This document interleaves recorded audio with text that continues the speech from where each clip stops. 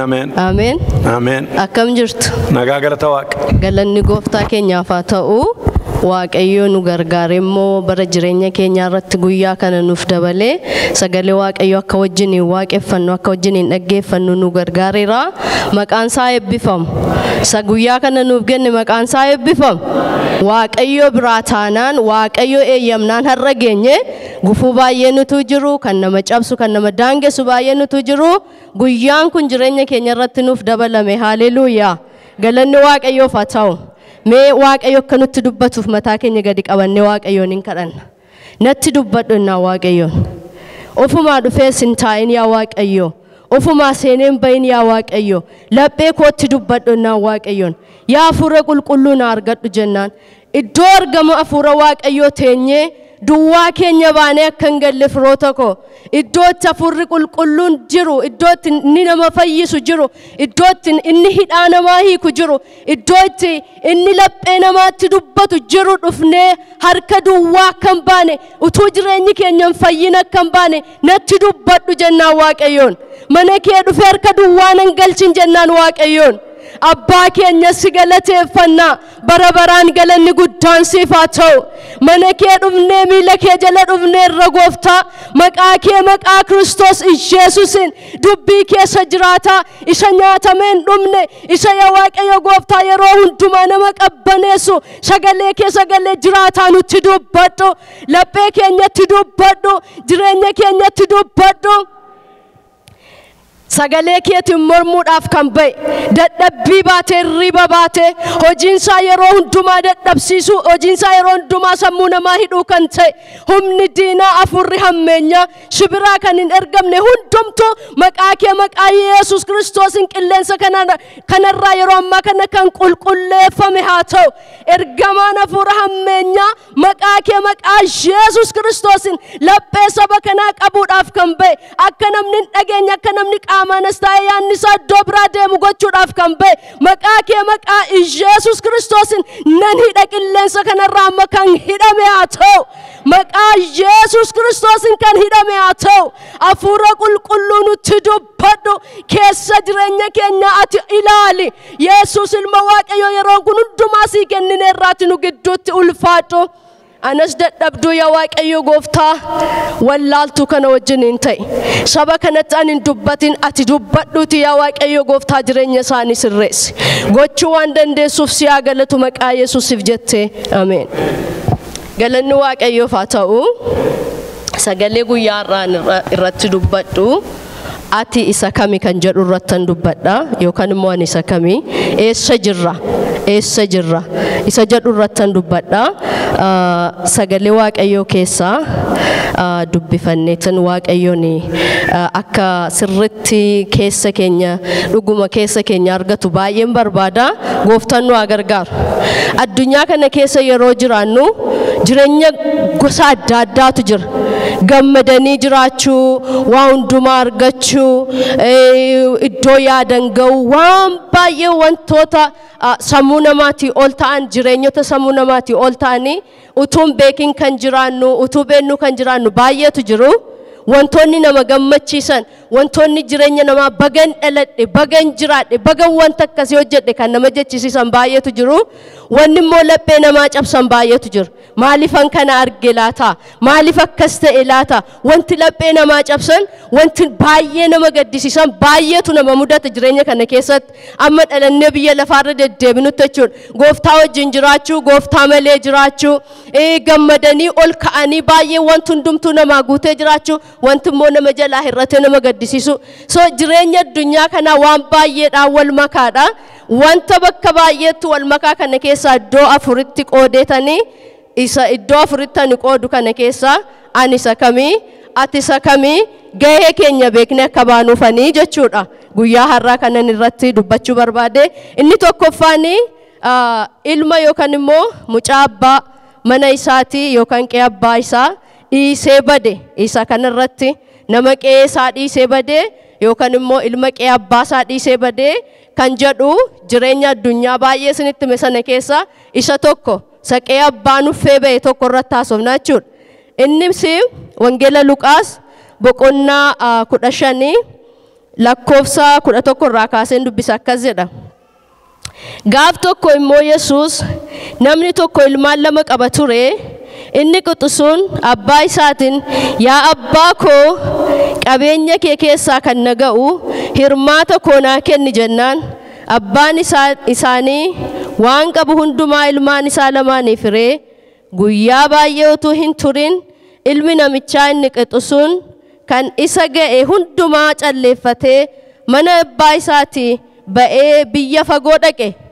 Achittis akka malee jiraachuu isaatiin horii isaa hundumaa akkasuma hin bittimse. Galanni Waaqayyoof haa ta'u. Maal argina amma? Mucaa qeen abbaa koo naga'e. An kana booddee abbaa koo wajjin jiraachuun naaf hin ta'u. Waan hundumaa qaba. Abbaan koo maasii bal'aa qaba. Yoon kana hiradhe akka garaa kootti jiraachuu nan barbaada. Wanta ni barbaadu qee abbaa koo kana keessa hin jiru. Kanaafuu waan abbaan koo naaf hire gahee abbaan koo naaf kenne fudhadheetaniin iddoon barbaade iddoon sila akkan barbaadetti jiraachuu danda'uun dhaqaa jedha. Iddoon akka garaa kootti guuttadhee jiraachuu danda'uun dhaqadhee abbaa isaatiin yaa abbaa wanta naga'u mana kee keessaa qabeenya kee keessaa wanta naga'u anaaf hiree jiraatti nama dhaalu Waaqayyo nu haawush. Ameen jedham. Jiraatti dhaala abbaasaa dhaala abbaa koo naa kenneedhaan wanta naga'u ani si wajjin jiraachuun naaf hin ta'u ani si wajjin jiraachuu nuffeera ani si wajjin jiraachuu quufeeraati wanta naga'u naaf kenni wanta naga'u naaf qoodi jennaan abbaan isaas immoo tolle yaa ilma koo erga jette jedhee waan inni isa ga'u hundumaa iddoo lamatti qoodee iddoo lama mucaa kan biraas ijaa qabuuf iddoo lamatti qoodee si ga'aa gaa fudhadhuu deemittiin jedha. Kunoo isa kana ga'een kee amma kana si ga'annaan wanti inni argate baay'ee waan ta'eef wanti inni argate hedduu waan ta'eef kun bara baay'ee na jiraachisa kun bara baay'ee na geggeessa jedheetu waan qabu sana calleeffate qee mana abbaa isaa dhiisee ba'edha. Manni ormaa akka mana abbaa ofii ta'a. Inta ajaran manni ormaa akka mana abbaa ofii hin ta'u garuu gadi ba'anii ilaalanii dhamdhamuun baay'ee gaariidha. Kanaaf namichi kun mucaan kun dhamdhamuudhaaf ba'e han inni qabu baay'ee waan itti fakkaateef fudhatee ba'e. Waaqayyo nu haawushu. Ameen. Fudhatee calleeffatee gaafa ba'u akkuma garaasaa jiraachuu jalqabe dhuguu jalqabe hamma garaasaa wanta danda'u wanta silaa barbaade waan ija isaa isa hawwate waan ija isaatti miidhage hundumaa qabeenya jaa qabuuf horii waan qabuuf calleessee jiraachuutti ka'e achii booda garuu dubbiin akka gaafa inni manaa ba'ee hin taane Waaqayyo nu haawushu. Dubbiin gaafa akka inni manaa ba'ee ta'uu didee biyya silaa qabeenya qabdu sana keessatti biyya inni qabeenya isaa calleesse sana keessatti beelli dhufe. Beelli gaafa dhufu mucaan kun garamitti gora. Garatti deemu wallaan garatti goru wallaan hanqabu kan qee abbaa isaati fudhatee ba'e hundumaa fixeera. Biyyicha keessa immoo beelli bu'eera namni waan nyaadhu namaan jedhu hin jiru namni kanatu nurraa hafe jedhee mucaa kan ofitti qabu hin jiru namni gaafa namni qabu malee gaafa namni hin qabne sirumayyuu nama hin barbaadu waan ta'eef namni hundumtuu nagaatti kaleessa si wajjin nyaanneerraa kaleessa si wajjin shubbiisneerraa har'aa tomaan qabdu chaa'u ittiin jedhan nuti ofii keenyaaf of baasuu barbaanna waan ta'eef nagaatti ittiin jedhan. Mucaan kun jireenya lama arguutti ka'e gaamma qabaatanii gaara ba'u amma immoo dhabanii rakkachuu kanattas deebi'e. Waaqayyo gooftaan nu haa oolchu. Ameen gooftaan nu haa oolchu. Achii booddee gaafa waan nyaatu dhabu gaafa waan hundumtu harka isaatti dhibee gara isa tokkootti hojjechiifachuu achi deeme. Gaa abbaa qabeenyaa bira dhaqee maaloo waanuma hojjedhee naa kaffaltee nyaadhuun barbaada na hojjechiifadhu anoo bakka itti si ajajadhu hin qabu. Anoo bakka itti si ergadhu hin qabu garuu booyyee tokkotu goda kana jira dhaqi isaan naa eegeen. Waan tokko isinitti mafroota koo. Mana Waaqayyoo keessa jiraachuun baay'ee gaariidha. Mana Waaqayyoo keessa jiraachuun nutti fakkaachuu dhiisuu danda'a malee mana Waaqayyoo keessa jiraachuun jireenya waanuma tokkoon madaalamuu hin dandeenyedha. Gaafa mana Waaqayyoo keessa jirru gaafa manni Waaqayyo abbaa keenya ta'e waa hundumaa nuuf guutu waa hundumaa nuuf godhu tarii waan salphaa salphaan utti fakkaachuu danda'a garuu manni abbaa keenya abeet akkam gaariidha manni waaqayyoo abeet akkam gaariidha yoo beela'an harka isaarraa nyaatu yoo dheebotan harka isaarraa nyaatu mucaan kun garuu mana abbaa isaa dhiisee mana abbaa isaa qe'ee abbaa isaa dhiisee gaafa deemu waan booyyeen nyaattu barbaachatti gad deebi'e waaqayyo gooftaan macaa nu oolchisa kan booyyeen fakkeenya maal akka ta'e beektu namni booyyee Kiristaanni booyyee akka harkaan tuqunee yemmuu sagalee waaqayyoon kan nyaachuu miti maaliif seexanatti tajajame namicha isaa leegiyoon itti gale isa hawaala keessa jiraatu sana gaafa irraa baase gaafa eessatti ajaje gooftaan gara booyyeetti itti gali jedheen kanaaf booyyeen uumama gaarii miti wanti isheen gootus namatti hin tollu dhugaadhaan jaalladhan booyyee wantumti ishee booyyee jechuun hiddan dhuuraayyuu hin qabdu dhaqeeti kan isheen nyaattu isheenuu nambistuuf booyyeenuu nambistuuf kan booyyeen nyaattu kajeel gaafa mana abbaa keenyaatti baanee deemnu gaafa wanni alaa nu hawwatee miila keenya fuunee deemnu gaafa mana abbaa keenyaa keessaa gadi baanee seexanni gadi baasee waan garaa isaa nurraan ka'e gaafa ayyaanni abbaa keenyaa nurraa ka'e gaafa inni nu waame nu dhiisee nurraa fagaatame isa kana dhaqeetti laddoon taanetti gannama darbatti innuu barbaadameen argamu. Innumtuu barbaadameen argamu lubbuu ofii oolchachuudhaaf innuu barbaadameen argamu hin dhabee namichi kun mucaan kun inni mana abbaa isaa dhiisee beekun isa booyyee nyaattu sanayyuu nyaachuu barbaade isa yoo argachuu hin dandeenye inni isin mana abbaa kee keessaa inni isin hin bahin achuma taa'i gooftaan Yesuus Kiristoos nu gargaaru gaafa sana mucaan kun gara qalbii isaatti deebi'e yaada isaa naanneffate yaada isaa jijjiirrate qalbii isaa geeddarateeti mana abbaa koo keessaa hojjetoota baay'eetu hojjetan wanni nyaatamus baay'eetu jiran ani garuu asittan beelaan badduu baadhe asitti waan nyaadhu dhabee booyyee kajeelaa jiran astan seexana kajeelaa jiran isheenuu naa dhiisaan jirtu qola booyyee nyaattu maalifan ka'ee gara mana abbaa kootti hin deebi'an mee waaqayyo gooftaan macaa laphee kana nuuf haa kennu gooftaan Yesuus Kiristoos laphee kana nuuf haa kennu badduu ba'uu dadhabe mucaan kun gara abbaa isaa yaadate gaafa qoonqoon isaa ajjeesu gaafa beelli badduu isa baasu gaafa qullaa ta'uun itti dhaga'amu gaafa ayyaana isa mana abbaa isaatti fudhatee ba'e sana dhabuu beeku gaafa qorri isa rukutu gaafa kitti kashaan isaa qullaa buuse gaafa miila isaa irra kopheen dhumee ciccite maalifan gara mana abbaa kootti hin deebi'u mana abbaa koo keessa waan baay'eetu jira hojjetoonni kan irraa nyaatanii hafaniyyuu baay'eedha jedhe waaqayyo gooftaan macaa nu haa gargaaru waaqayyo gooftaan macaa nu haa gargaaru deebi'ee gara mana abbaa isaatti ilmummaan jedhamu nattaafu jedhe qabeenya isaa hiradhee ba'eera ilmummaan jedhamu nattaafu dhaqeetaniin miilluma isaa jalatti dhaqee kufee dhiifama gaafadheetaniin waan hojjetoota isaarraa hafe nan nyaadha akka hojjetaa tokkootti naa ilaalu jedhe mee waaqayyo gooftaan laphee kana nuuf haa kennu ka'ee mana abbaa koo dhaqadhe ka'eetani mana abbaa koo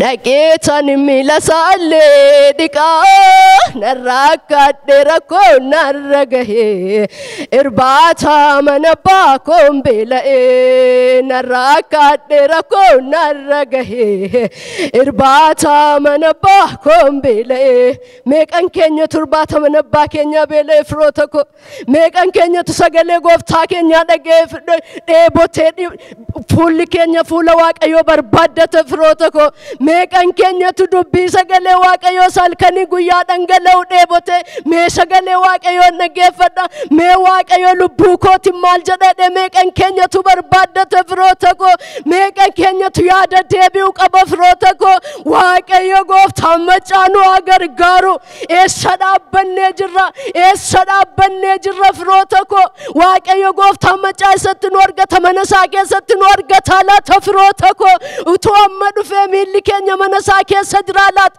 moo qaama keenyatu mana isaa keessa jira waaqayyo nu argata laata eessa dhaabbannee jirra mana abbaa keenyaa keessa dhaabannee jirra laata waaqayyo gooftaan macaa nu haa gargaaru gaafa mucaan kun qalbii isaa jijjiirrate gara mana abbaa isaatti deebi'u abbaansaa mucaansaa mana isaati ba'uun isan gammachiisne eegaa jira qara laalaa jira mucaan koo yoom deebi'a ta'a mucaan koo yoom deebi'a ta'a mucaan koo yoom deebi'a ta'a dhejaa yaadaa tureefi gaafa mucaansaa deebi'u fagootti argeeti hin gammade isa tokko waame gaafa mucaansaa dhufu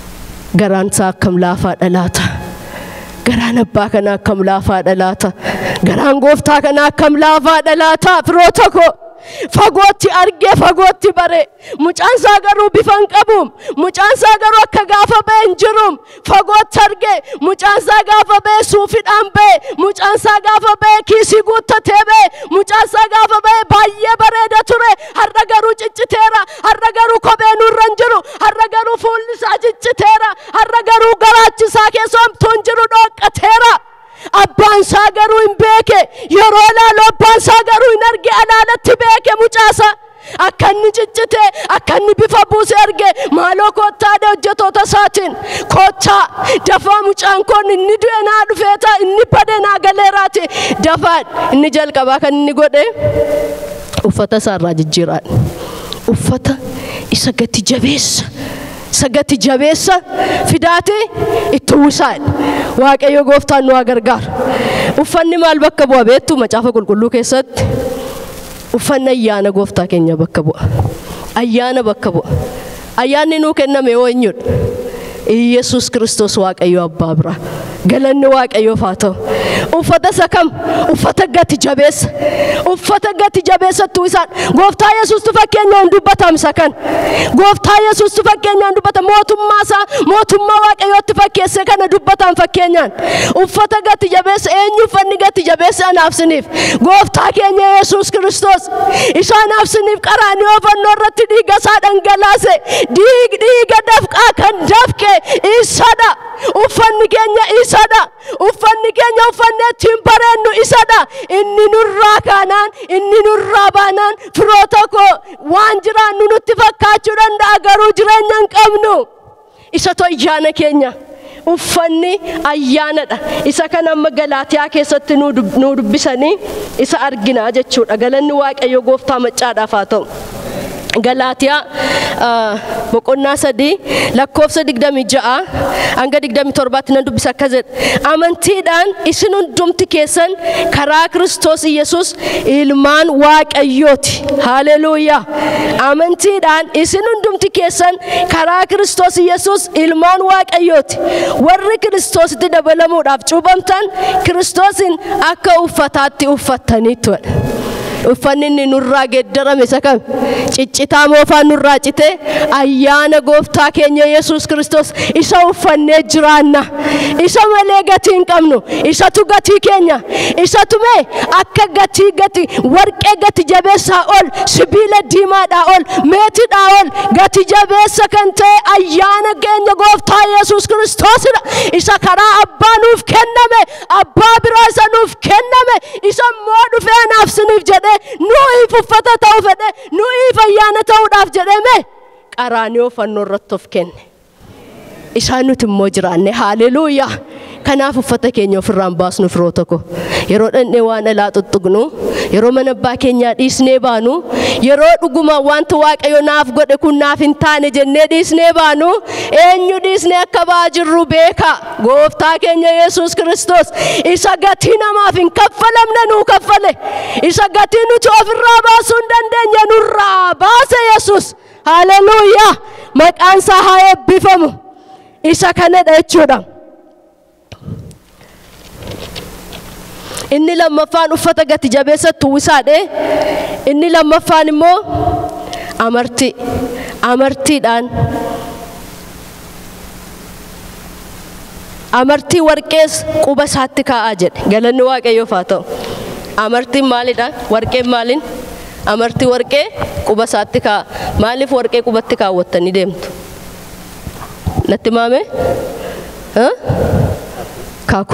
kakuusin saaniif galtan qabdu mitiire eeyyee namni hundumtuu qaba laata qaba kakuu amartii warqee quba isaatti kaa'an maaliif beektu mucaan kun mana baasaa dhiisee yeroo ba'e kakuun inni qabu gargar cabeera. Sinigalee kan inni walii galteen abbaasaa wajjin hin qabu gargar cabeera. Gaafa Addaam dhiibame manicha keessaa ba'u seera Waaqayyoo cabsee manicha keessaa ba'u kakuu Waaqayyoo kaa'e sun addaan cabeera. Gaafa Yesuus dhufee kennaa haaraa kakuu haaraatu deebi'e. Kanaaf warqee haaraatti godhaan dhaqaa warqee fidaatti quba isaatti kaa'an.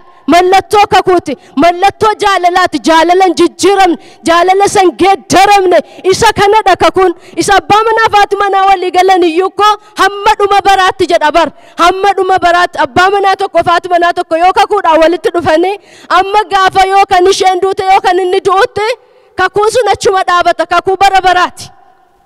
Kakuu Waaqayyooti jaalala Waaqayyooti kanaafi amartiitti kaan gaafa nu mana keenya isa dhiisnee deemnu sana dhiisnee deebinee isa alaa wanta nuti goonu hundumaa dhiisnee qalbii keenya yaada keenya jijjiirrannee gara mana Waaqayyootti deebinu innis nutti deebi'a. Inni jalqabaan ayyaana keenya nuuf haaressa lammaffaa kakuu keenya nuuf haaressa yeroo lammaffaadhaaf kakuu keenya nuuf haaressa Waaqayyo maqaan isaa haa eebbifamu. Inni lammaffaa immoo kophee miila isaatti kaa'e maal abbaa garraamin akkasii maal abbaa garraamin akkasii firoo tokko kophee miila isaatti kaa'e mucaan kun kophee guutuudhaan ba'e kophee isaa garuu cicciree kopheen isaa irraa ba'ee gara mana abbaa isaatti yeroo deebi'u kophee itti kaa'e kopheen immoo maal bakka bu'a akka macaafa qulqulluutti maal bakka bu'a seera ba'uu 3:5 irra maanni Waaqayyo maal jedhe Museedhaan iddoon ati jirtu kun qulqulluudhaati kophee miila keerra baafadhu. Kophee jechuun ejjennoo keenya yookaan immoo dhaabbata nuti amantii keessatti dhaabbannee jiru argisiisa. Iddootti Waaqayyo Museetti dubbachaa jiru sun hafuura Waaqayyootiin qulqullaa'ee waan jiruuf jireenya sanaan kophee sanaan achi dhaabachuu hin danda'u Museen. Kanaaf maal jedheen kophee kee baafadhu anatti koottoodhaan kophee kee baafadhu isa nan gingaa jettu dhiisi. Kompileeni kee dhiisiti natti siqadhu jedhe Waaqayyo galanni Waaqayyoof haa ta'u galanni Waaqayyoof haa ta'u. Inni lammaffaa immoo hojii ergamootaa 12:8 irratti ergamichi immoo hidhadhu kophee kees kaawwadhu jedheen Phexrosis ka'ee hidhatee kophee isaas kaawwate ergamichi ammas wayyaa kee uffadhuuti ana duukaa bu'i ittiin jedhedha galanni Waaqayyoof haa ta'u. Kophee Phexros argitanii Waaqayyo Museedhaan kophee kee baafadhuuti natti siqii ittiin jedhe. Phexros immoo maal jedheen ka'i kophee kee kaawwadhu wayyaa kee uffadhu waan ganaa itti baatu qabda waan jalaa baatu qabda waan hojjettu qabda yeroo sana waldaan kiristaanaan kadhatti turte. Phexros ganaa deemsa guddaatu isa eeggata ganaa waan gurguddaa guddaatu baay'eetu jira kanaaf ka'i kophee kee uffadhu kophee malee deemuun hin danda'amu. Sinigalee kophee malee deemuun hin danda'amu kanaaf kophee kee uffadhu ka'iti deemi ittiin jedhe galanni Waaqayyoof haa ta'u. Inni afraffaan kan inni ittiin godhee fi tuntunoo hoolaa fidaa qala hin gammannaa nyaannadhe yeroo lubbuun badde deebitu maaltu ta'a gammachuutu ta'a haleluuyaa. Yeroo nuti karaa keenya deemnee gaafa akka inni nun baasne immoo barree dhuma isaa bira geenye as deebinu gara gooftaa keenyaatti maaltu ta'a joo gammachuu guddaatu ta'a waaqarratti gammachuutu ta'a lubbuun baddennaa deebitu lubbuun tokko yeroo deebitu gammachuutu ta'a. Kanaafi kottaa jedhe hin qalaa nyaanna hin dhugna jedhe gammadaa gammachuutu siniif ta'a gammadaa anatu irra gammachuu qaba sababni isaa immoo mucaa koo sabbadeetu gale mucaa koo saddu'eetu deebi'e waan ta'eef gammadaa jedhen gammadaa nyaadhaa dhugaattiin jedhe haleluuyaa.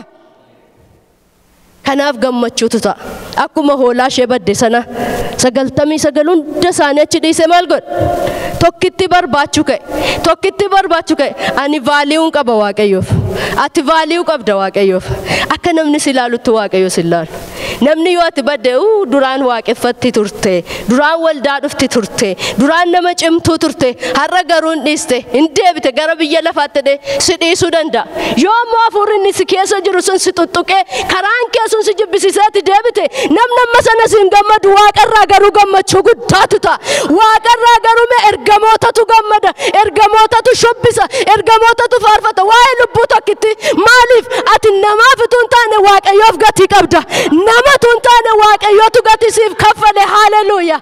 Namatu hin taane gooftaa keenya Yesuus Kiristoostu qaraanii fannoo irratti harka isaa lamaan bal'isee siif gatii kaffale. Kanaaf gammada, nyaadha, dhugaa gammaduutu isiniif ta'a. Haleluuyaa. Maqaan waaqayyoo haa eebbifamu. Ameen. Maqaan waaqayyoo haa eebbifamu. Ninu jaallates akkasitti firoota koo maaloo mana isaatii dhiisnee hin bahin, maaloo argama isaa keessaan fagaatiin waaqayyoo jaalala kana laphee keenya irra nuuf haa kaa'u. Haleluuyaa. Jaalalli waaqayyoo baay'ee namatti tola, nama qabbaneessa. Inni lammaffaan immoo mucaa mana abbaas mana keessa bade. Mana keessa badamaay mana keessa mana keessa sabade. Mana keessa ni bade kun immoo maal godhe beektu?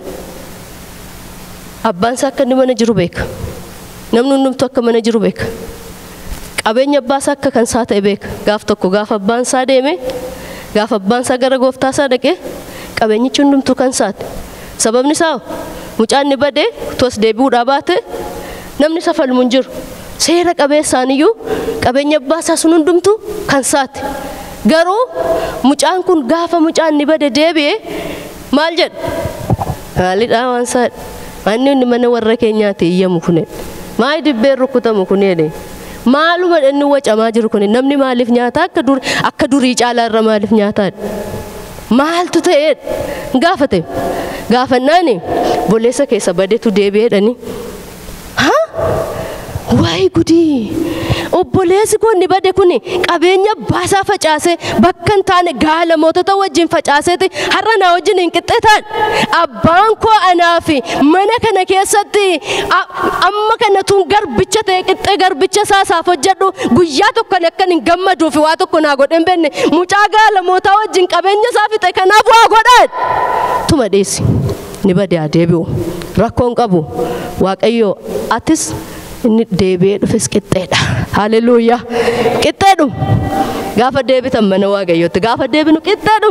Inni tures inni jirus mucaan kun eenyu natti fakkaata beektu? Anaafis natti fakkaata. Dhugaanis hin jedha. Maaliif an akkas jedha beektu? Mucaan lammaffaa kun jechuu goote. Mana waaqayyoo keessatti wanti nutti bade hin jiru. Waaqayyoon yoo kadhanne waan nuti kadhanne hundumaa nuuf kenna. Nu dhoowwateen beeku waaqayyo. Maybe yeroo ishee turuu dandeessita. Akka nuti barbaannetti dafneen argannu ta'uu danda'a. Garuu immoo waaqayyo kadhanne waan inni nu dhoowwate hin jiru. Isheen kaleessa waaqayyo namante, inni kaleessa waaqayyo namane akkasitti wanta akkasii kun ta'eef dhukkuba akkasiirraa fayyi. Qabeenya akkasii argate. Ani garuu bara koo guutummaa mana waaqayyo keessattuu dhaabadhu, bara koo guutummaatu waaqayyo waaqeffadhu. Kulaalitii koorraayyuu hin fayyine. Dhukkubni akkasiiyyuu nan dhiisna. Isa akkasiirratti waaqayyoon kadhadhee naaf hin kennin jennee gumgumna ta'a. Dhukkubarraa fayyuun, rakkinarraa furmaata argachuun jireenya nuti isa arganne wajjin waliin madaalu firoo tokko. Waliin madaalu. Jireenyi nuti arganne jireenya bara baraati. Maaloo mana keessan badina. Jireenyi nuti arganne jireenya bara baraati. Gooftaa keenya Yesuus Kiristoos ilma isaati. Isa arganne. Isatu jireenya keenya. Isa gaafa qabnu waan hundumaa qabna. Akkas jedha miti Phaawulos. Gooftaa keenya Yesuus Kiristoos gaafa arganne waanuma hunduma isaa isa wajjin nuuf hin kennuureedha. Abbaan jechuudha. Ilma isaa erga nuuf kenne, ilmi isaa immoo dabarsee lubbuu isaa adda nuuf kenne immoo maaltu kana caala isaa wajjin immoo waanuma hundumaa nuuf hin kennuureedha. Fayyina nuuf hin kennuure, dhukkubarraa fayyu, hir'ina keenyatti nu gargaaruure, mana keessan badina, inni laa dhufee isaa dhufu, Yesuus Kiristoos isa hundumaa caalutu nuuf kenname. Of ilaalaarra ala jirtu moo mana jirtu? Alatti baddaniirtu moo mana keessatti baddaniirtu? Anis of in ilaala. Gooftaa Yesuus Kiristoos nu haa gargaaru. Ameen.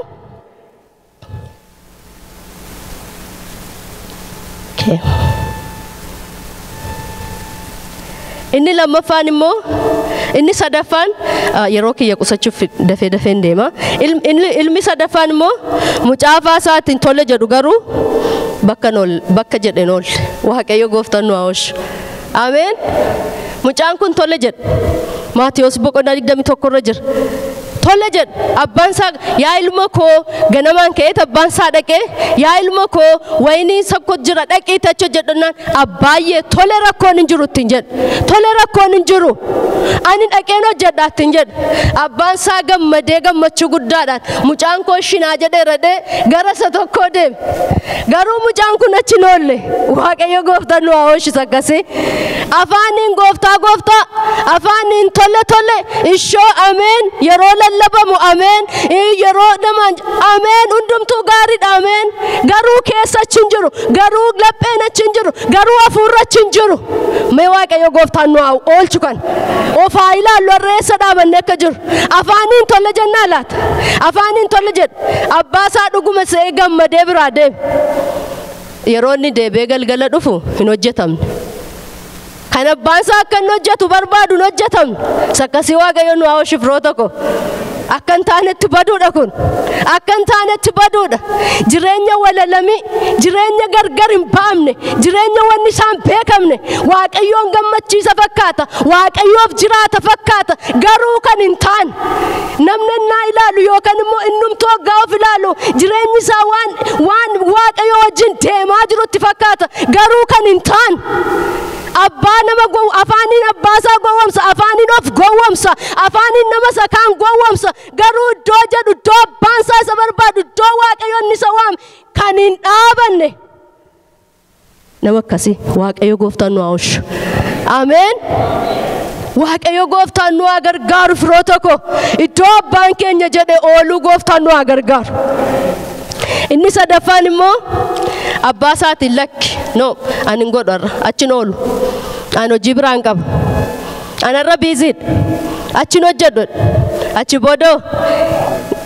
hin gaabbe maafin abbaa koo gaddisiisan mani jedhe maaliifan abbaa koo gaddisiisan mani ka'een dhaqu ka'een hojjedhu dhaqee qalbii isaa jijjiirratee dhaqe mee waaqayyo laphee akkasii nuuf haa kennu firoota koo waaqayyo laphee akkasii nuuf haa kennu hin dhaqe gara isaa dhaqe gara wayinichaa dhaqe hojjete warra nuti warra akka garaa isaaniitti jiraatan nutti fakkaatu maal isaan immoo waaqayyoon hin sodaatan warri nuti jennu utuu nuti as keessa teenyu isaan dhaqanii dafanii qalbii isaanii jijjiirratanii gara mootummaatti dabalamanii nuti akka goodaatti nafne ejjennoo keenyaa ilaallannoorra ameen yoo nuti deebine abbaan keenya hin gammada yoo nuti deebine waaqayyo inni nu waame inni nuuf jedhee ilma isaa kenne suni dhuguma har'as borus gammachuudha har'as borus ililleedha har'as borus gammachuudha gaafa nuti deebinu gaafa nuti qalbii keenya jijjiirran gaafa nuti gara mootummaa isaatti deebinu gammachuudha waaqayyoof kanaaf iddoo jirru haa of ilaallu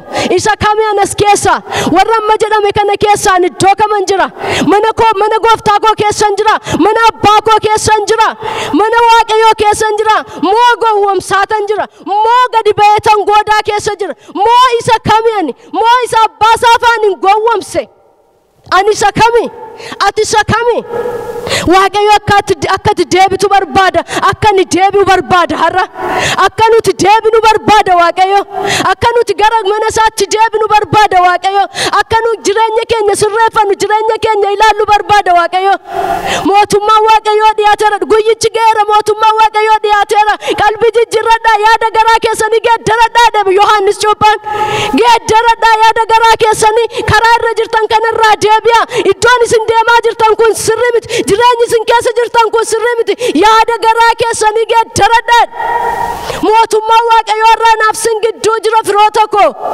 qalbii keenya jijjiirrannee qophoofneerraa mushirricha isa dhufaa jiruuf qophoofneerraa mushirricha isa dhufaa jiru eeggachaa jirraa jireenyi keenya qulqulluudha